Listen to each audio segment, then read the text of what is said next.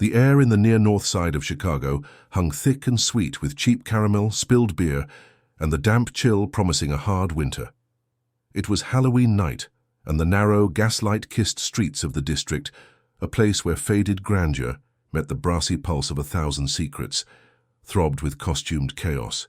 This was a neighborhood where legacies were as heavy as the velvet curtains in the back rooms of the oldest burlesque houses. Our story begins, as all good Chicago stories should, with a dare. Silas "Silky" Thorne, impeccably dressed as a silent film villain, all severe cheekbones beneath heavy coal and a cape that trailed like midnight, leaned against the peeling wrought-iron fence of the old Moretti bakery. He watched Ilara Lace Vance approach. Ilara, shimmering like spilled moonlight in a 1920s flapper dress, her face painted like a porcelain doll with chipped scarlet lips, was his oldest confidant and, lately, the source of his most bewildering distraction. "You look like you're about to foreclose on a mortgage, Silky," Ilara purred, her voice barely audible over the distant, tinny sound of a jazz band, bleeding from a nearby speakeasy entrance. "And you, Lace," Silas countered, his own voice a low rumble he practiced for dramatic effect. "Look like you're about to seduce the judge who gives out the costume contest prize." They were the anchors of their respective worlds.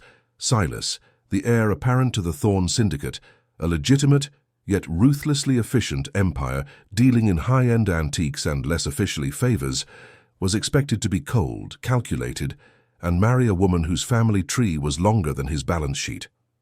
Ilara, the reigning star of the Crimson Lily Revue, was the jewel of the Vance clan, the family that controlled the district's more illuminated entertainment venues. Their friendship was a silent, well-guarded truce between two dynasties, perpetually circling each other like wary wolves. "The dare, Silas," Ilara prompted, a playful glint in her heavily shadowed eyes. "The rumor is you're afraid to take the spotlight at the old Roxy house tonight. They're running an open mic for amateurs." Silas straightened his already perfect bow tie. "Afraid? My dear, I'm only afraid of bad lighting. But for you, Lace, I'll risk it." The air inside the Crimson Lily was electric, smelling intensely of sweat, cheap perfume, and the faint, exciting scent of danger. When Silas stepped onto the small makeshift stage, his villain costume suddenly feeling too much like a costume, the murmuring quieted. He didn't sing, he didn't dance. He simply told a story, a dark, poetic fable he'd scribbled down years ago. His voice, usually reserved for negotiations, unfolded in the dark room, weaving a spell so potent that when he finished, the applause was less polite and more like a desperate gasp. As he stepped off stage, slightly breathless, Ilara was there. She didn't say a word, only took his hand. The contact, brief and accidental earlier in the night, now felt deliberate and necessary. She led him not towards the backstage dressing rooms, but out a side door, down a slick alleyway, where the dumpsters hid behind velvet drapes salvaged from a recent renovation. "That wasn't a performance, Silky," she whispered, her painted lips inches from his ear. "That was a confession." In the sudden, shared silence, the masks of their Halloween personas, the villain and the doll began to crumble. Silas looked at her, truly looked past the glitter and the smoky allure. He saw the fierce intelligence, the exhaustion from years of maintaining that dazzling facade, and a vulnerability that matched his own hidden discontent. He leaned in, not with the practiced charm of a gangster's son, but with the raw need of a man who'd been starving for authenticity. Their first kiss was a sudden, hungry collision, sparked by the forbidden thrill of crossing an unspoken boundary. It was fierce, tasting of mint and the lingering smoke from the club stage. It was the kind of kiss that changes the map of a life. The ensuing weeks were a delicate, dangerous dance in the shadows of their family's scrutiny. Their stolen moments happened in the quiet anonymity of late-night diners miles from their district, in dusty, forgotten corners of the massive Thorne Library, or in Ilara's small, sparsely decorated apartment above a quiet tailor shop. The eroticism that bloomed between them was born from the tension, the knowledge that every touch was a risk. It was in the way Silas would trace the outline of the sapphire pendant Ilara always wore, the way her breath would hitch when his fingers slipped beneath the bodice of her evening wear, pulling her tight against the hard lines of his tailored suit. It was intimate, desperate, and utterly consuming, a secret language spoken in hushed tones and lingering glances that held the heat of 1,000 unsaid promises. The inevitable collision came just before Thanksgiving. Mr. Thorne, a man whose gaze could freeze mercury, found a photograph, a candid shot from a secluded park bench, Ilara's head resting on Silas's shoulder. The ensuing confrontation was a cold war fought over crystal decanters. The Vances, Silas? That den of painted harlots and cheap gin distributors?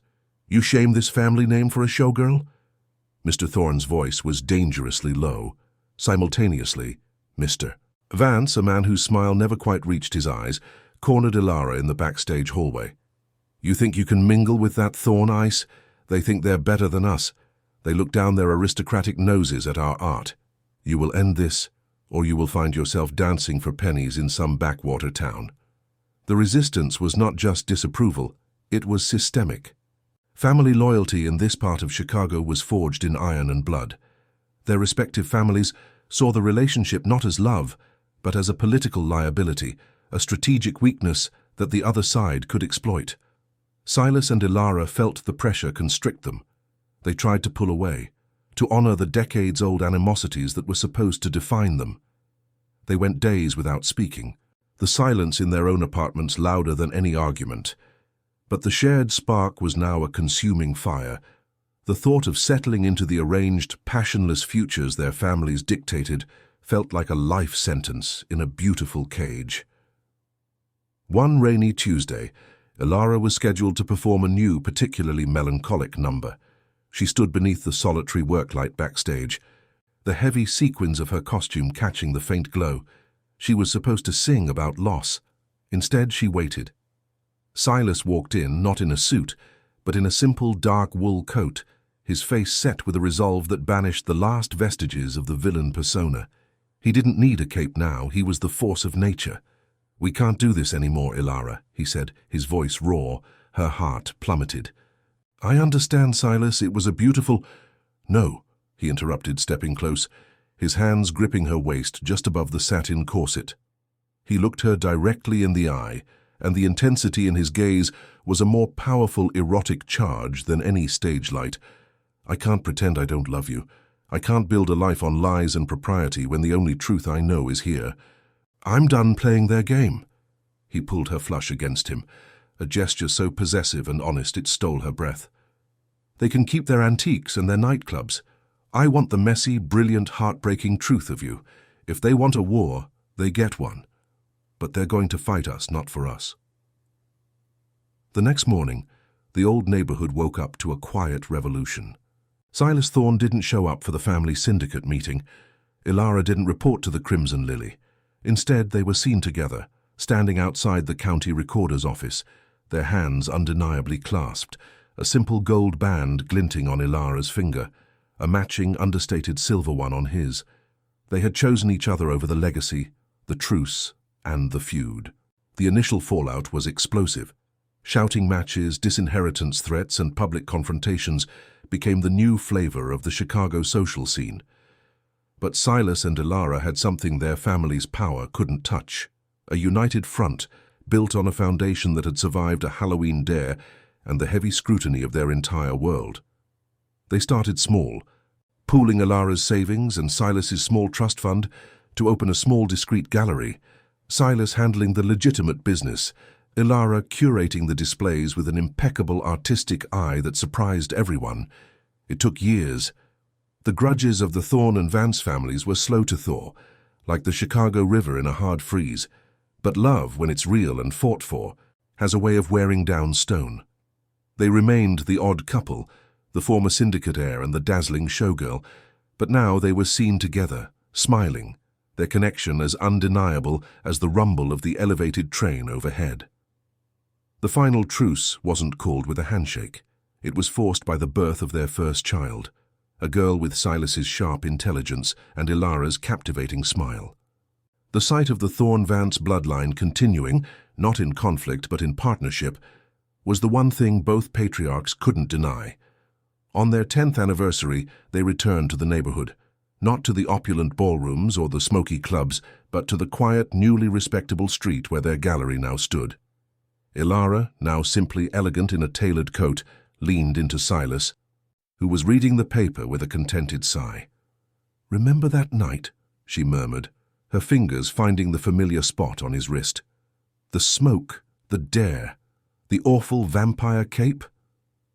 Silas folded the paper, his eyes warm as he looked at the woman who had willingly thrown away a life of expected grandeur for a life of earned happiness beside him.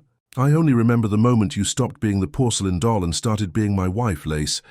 That was the night I won everything worth having." He leaned down and kissed her, a long, quiet kiss that held all the passion of that first, desperate Halloween encounter, now deepened by a decade of shared battles and quiet, triumphant mornings. The feud was a memory, a scar that only served to remind them how brightly their unexpected love had managed to burn through the darkest night.